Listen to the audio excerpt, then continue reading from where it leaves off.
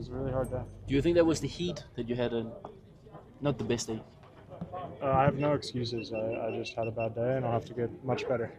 Thank you. Okay, thanks. Well, Grisha, does that go down as a poor performance from Jonas, or is it more or less what we saw in the Dauphiné? That's just where these two riders are. Yeah, I haven't seen anything yet and I haven't spoken to Jonas, but I think that Jonas didn't have his best performance today. And that he cracked a little bit in the end, but that's just from what I saw from the car. Yeah, that's I cannot say that in numbers or whatever. Was he telling you throughout the day that he wasn't feeling great? No, he was feeling okay, but yeah, in the end, I think clearly Tadej was the strongest rider today, and we have to congratulate him and UAE. There were a couple of other riders who will probably say they weren't on their best day. Matteo and Simon.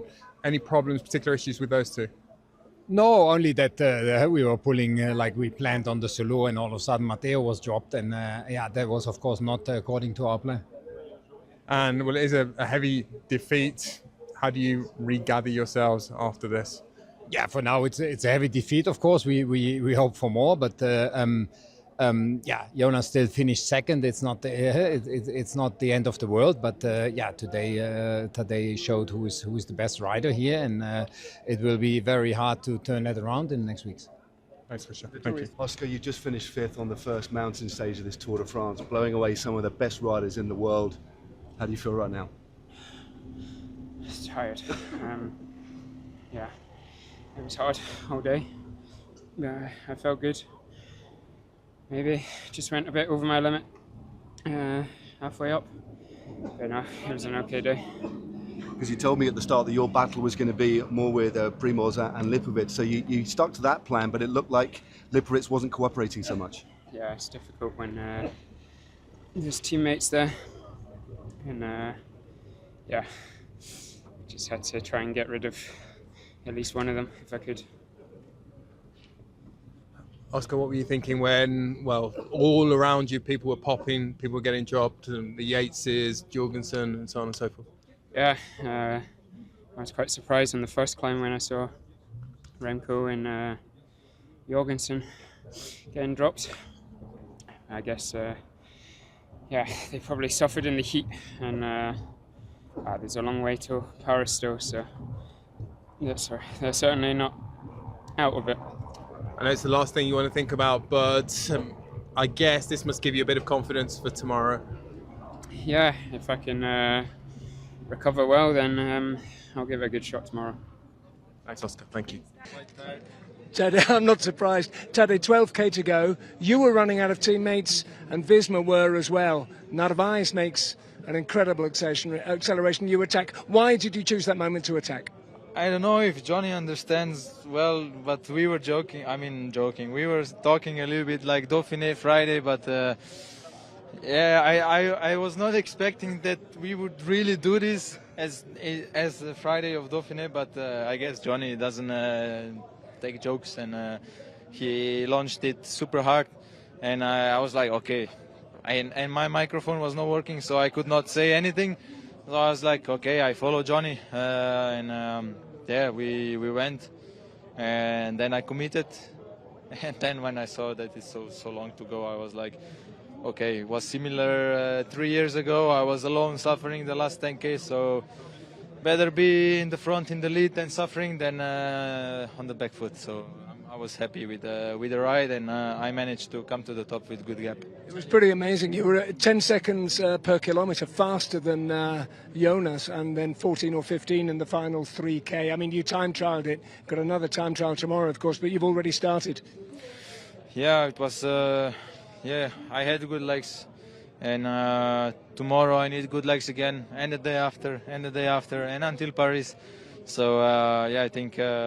Yeah, if we ride as a team as strong as we did today, I think we should be looking forward for the next days. But you never know. You definitely won the battle today, but have you won the war today? No, but I wouldn't call it a war. It's a just game that we play, and we're getting paid good, and we make a show. So it's not a war. It's just a game, and I won one match. Yeah. Okay, thank you. I was like, I don't know. I'm just happy that this. Remco, you rode a very smart race today, like a time trial, had a blip at the start, but then rode intelligently and kept the jersey. Well, I would not say smart. It was because I couldn't do anything else today. I think it was not my best day on the bike, so I just suffered my way through. I think the easiest way to finish the stage today was just to let everything go on the Soulor and not fight my way through the stage. But I think that's not why I came for in the Tour. So I just try to keep the how do you say that in English? The big image in mind with the podium in Paris, and that's what I was fighting for today. And that. What were you telling yourself in that moment when you got dropped the first time? Exactly what I mean. Actually, I said in the radio, like, guys, I don't have the legs to follow at this moment. I just have to let it go. But then I have to say, yeah, I had wonderful teammates around me today, with Max in the breakaway and with Ilan pacing me until 3 or 4K from the top, I guess, 5K, I guess, and then Max took over. And then it was up to me, and then, yeah, and like I just said, I kept in my mind that I'm here for the podium in Paris, and I always had like wise words from guys like Froome and Contador that they say if you have a bad day, just try to fight your way through and try to limit the time loss, and that's what I was having in my mind all day. Just keep fighting, keep pushing, and at the end of the day we will see what the result will be. So I think that was my secret for fighting my way through. And yeah, I mean, my team is here to help me, so I didn't want to let them down, and all the sacrifices that I made, also with my wife, my family, those were the things that I was fighting for, instead of letting it go. So yeah, I think that's what I was pushing for. Do you think today won the Tour today? Would I have to answer? Do you think today won the Tour today? It's not finished yet. He went down yesterday, so I mean, I don't want anybody to crash, of course, but the Tour is about sitting on the bike and arriving in Paris. So it's still 1.5 weeks to get there, but I think he made a big step forward. And that competition for the third place on the podium and for their white jersey, it's kind of the same competition, and it's looking tough now. Lipovic, Voeckelaar, Oscar Onley as well. Yeah, but it seemed like those guys felt really good today, so I just hope that I can kind of put this bad day and bad feeling away pretty quickly, and then I will go for it again tomorrow. Thank you, guys. Can I ask you the last question? Maybe I don't know. Thanks. Remco, obviously you said it was not the best day, and I remember commentating you in La Vuelta 2023. Did you had that in your mind? Because I cannot imagine how mentally hard that challenge was today. You mean of letting it go, or like letting everything go, or just mentally? Like, yeah. Because you've been not in the same position. I know it's hard to compare, but did you have that in your mind, La Vuelta?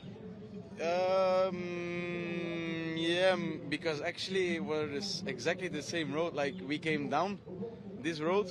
At the moment that I dropped, it was actually, I was already dropped a few years ago. So, I mean, the roads that I was dropped on, I was like, oh, I never want to come back here anymore. So, but I think, yeah, the way that my team coached me and that my teammates were around me, like I just mentioned, Ilan really was saying to me that everybody was suffering, and then also Tom and Klaas in the car were saying that a lot of guys were dropping from the front group. So I just, yeah, wanted to keep pushing and never gave up. And in the end, it was a good decision because I'm still in the mix for the podium. So luckily, I kept pushing. Well done.